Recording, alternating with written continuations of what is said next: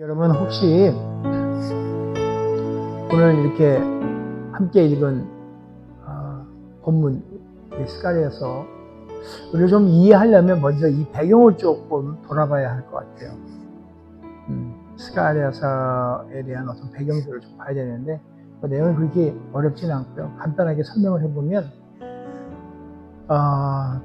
그러니까 기원전이죠. 주전이라고 표현하는데 기원전 586년 남유다가 있었고 바벨론 제국에 의해서 이렇게 멸망을 합니다.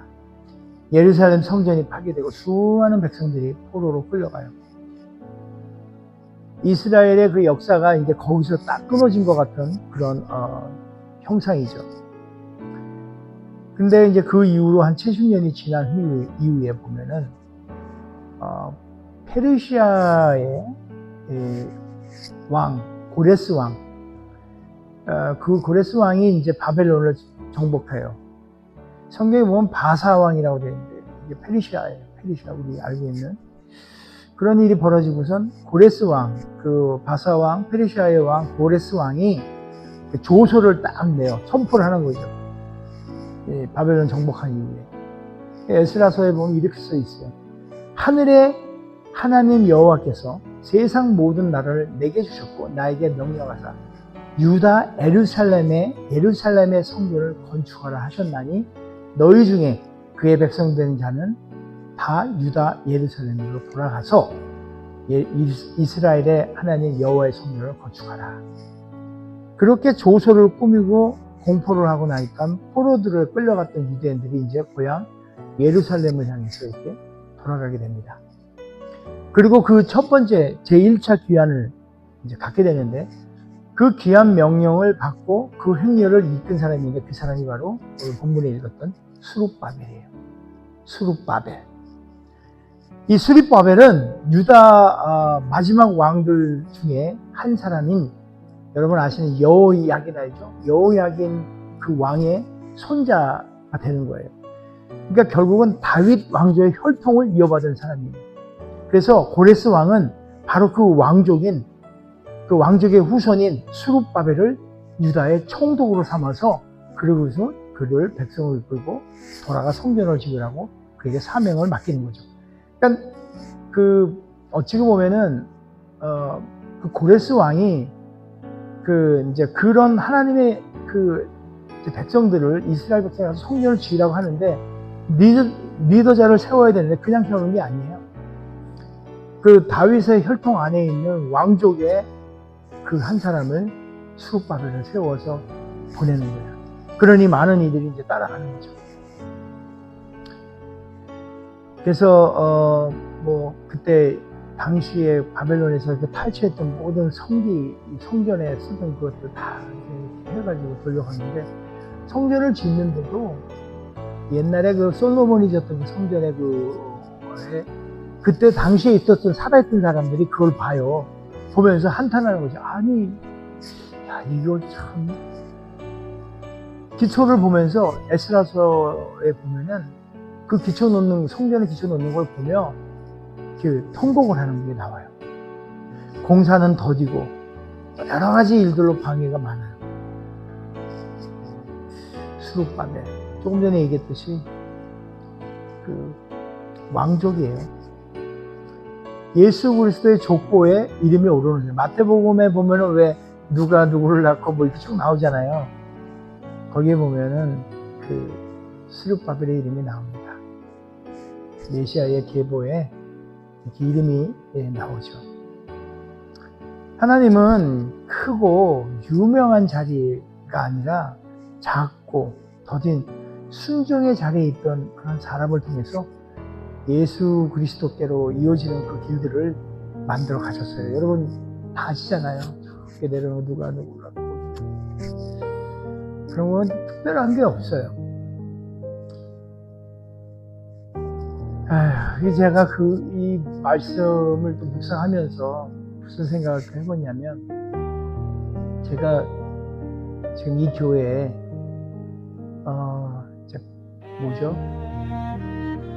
예전 이름에 이게 평강침례교였어요.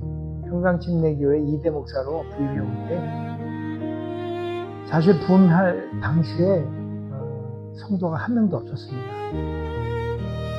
예배당도 없었어요. 지금 있는 이 트리니티 미국교회를 빌리고 아무도 없는 텅 빈 예배당에서 시작을 했어야만 했어요. 그 이후로 지금까지 교회 이름도 피스풀 침례교회로 새롭기도 하고 한 걸음 한 걸음 이렇게 가면서 새롭게 이제 채워나가려고 애써왔어요. 롤링 메도우 이 지역에 참 롤링 메도우라는 말이 쉴만한 물가인데 너무 예뻐요. 이름도 롤링 메도우 피스풀 한인 침례교회 이렇게 이름도 바꾸고 지금까지 이제 수년을 이렇게 해오는 애써 진짜 해왔는데 지금도 여전히 어려운 가운데 있습니다. 마음 가운데도 굉장한 부담이 있고요. 여전히 제가 다림줄을 손에 들고 이 교회를 세워가는 과정 중에 있다고 저는 생각합니다.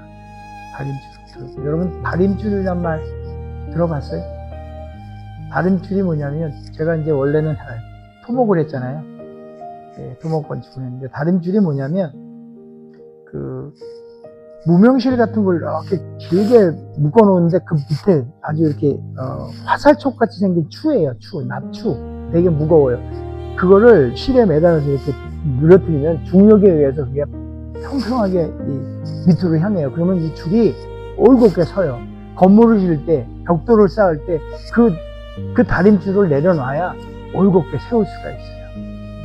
스룹바벨의 손에 그 다림줄이 쥐어졌다는 거예요. 제가 이제 저는 스룹바벨이 아니고 저에 비춰보면 제게 그 다림줄이 쥐어지고 있는 거예요. 교회를 올곧게 올바르게 세우기 위해서 완공된 성전이 아니라 아직 벽 하나를 다 세우지도 못한 그런 상태예요. 오늘 읽은 스가랴서 4장 10절에 이렇게 말해요. 작은 일의 날이라도 멸시하는 자가 누구냐?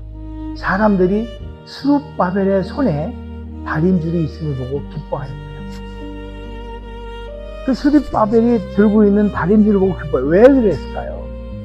그것은 성전을 새로 짓는다는 어떻게 보면 그걸 두고 그 작은 일에부터 순종하고 있는 그 순종을 봤기 때문에 또 그들이 그 위에 펼쳐질 그런 것들을 봤기 때문에 기뻐하는 거예요. 하나님은 스룹바벨이 들고 있는 그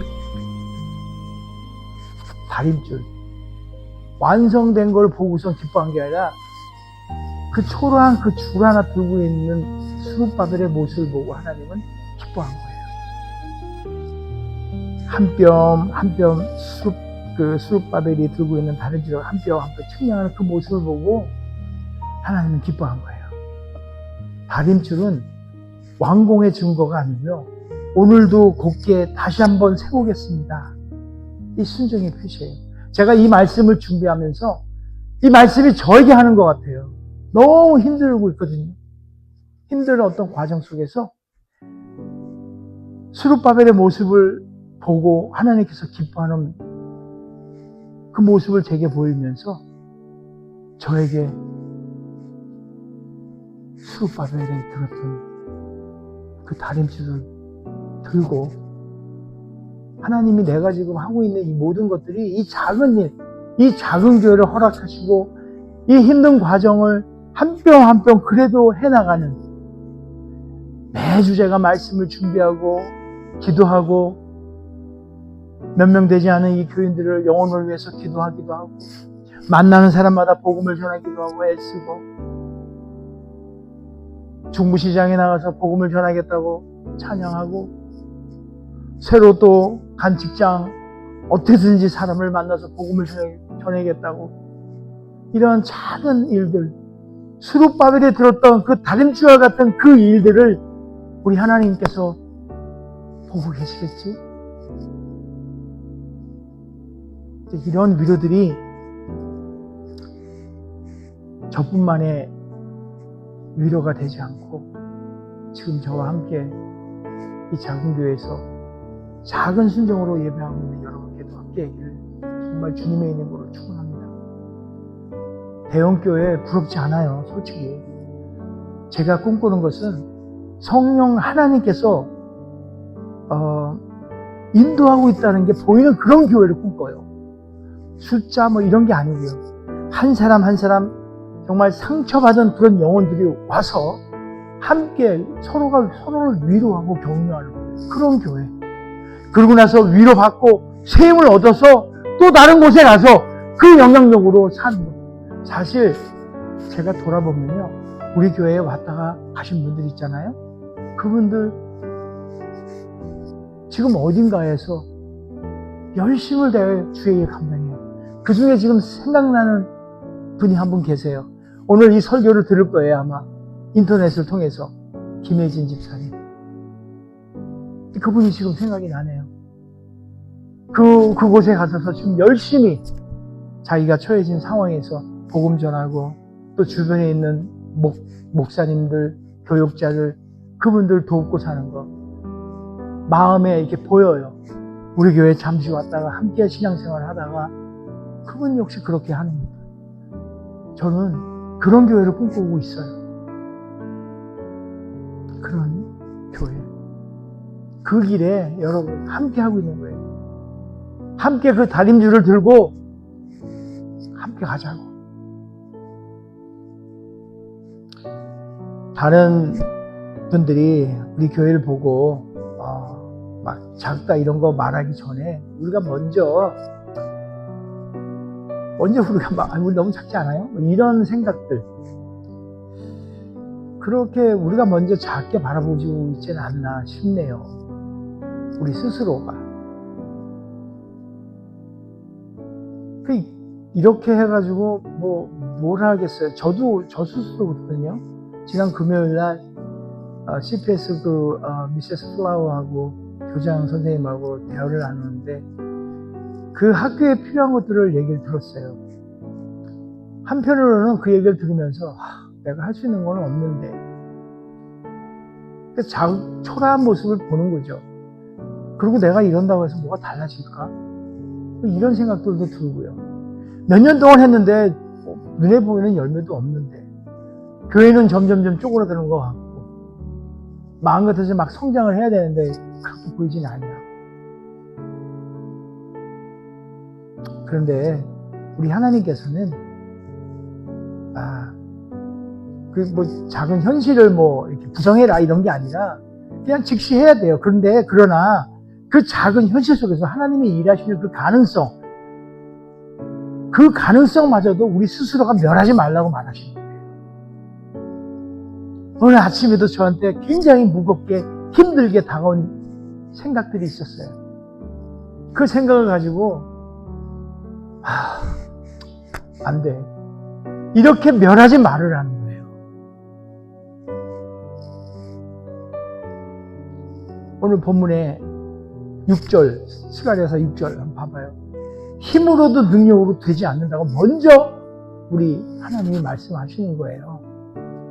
우리가 뭐 하려고 하니까 안 돼 보이는 거고 없어 보이는 거고 해봐야 뭔 소용이 있어. 우리가 약한데 이런 나약한 생각을 하는 거예요. 우리의 어떤 뭐라고 할까 열심 이런 거 필요하잖아요. 한 영혼의 마음을 열고 교회를 이렇게 세워 나가는 그분은 우리들이 아니에요. 저와 여러분이 그렇게 아니고 성령 하나님을 우리가 정말 인정해야 돼요. 사실 그렇지 않아요? 성령 하나님이지 않겠어요? 우리는 실제로 보면 솔직하게 얘기하면 사람은 데려올 수 있어요. 그렇죠? 지금까지 데려왔어요. 그 사람 성장시키고 그 사람 하나님의 사람으로 키워내고 하는 거 우리가 섬기고 하는 일도 필요하겠지만 결국은 성령 하나님이에요. 우리와 함께 신앙생활 하면서 거기까지 우리가 할 일이고 성령님도 거기까지 만들어서 또 다른 자리에 하나님의 일을 일구기 위해서 보내시기도 하고 또 다른 곳에 있는 일을 이리로 보내주시기도 하고 그 사람이 우리가 뭐 10년, 20년, 30년 함께 하지 않는다고 해서 우리가 뭘 잘못해서가 아니라 하나님의 계획이고 하나님의 뜻이고 성령 하나님의 운행하심을 우리가 알아야 해요. 이걸 통해 가지고 그냥 너무 막 그냥 나 여기까지 했으면 됐지 뭐 이런 차원의 얘기를 하자는 것이 아니라 힘으로도 능력으로도 되지 않는다는 것을 우리가 인정해야 된다는 거예요. 말씀을 전할 수는 있어요. 그죠? 그러나 믿음을 만들어낼 수는 없잖아요. 결국 상처받은 이들이 혹시나 낙심한 사람들이 우리 교회에 오게 된다면 또 여러분을 만나게 된다면 같이 낙심하는 것이 아니라 정말 낙심 대신 기도하고 지금 뭐 몇 명도 안 되는데 어떻게 막 이렇게 조급함을 내는 것이 아니라 성령 하나님께 순종함이 우선일 겁니다.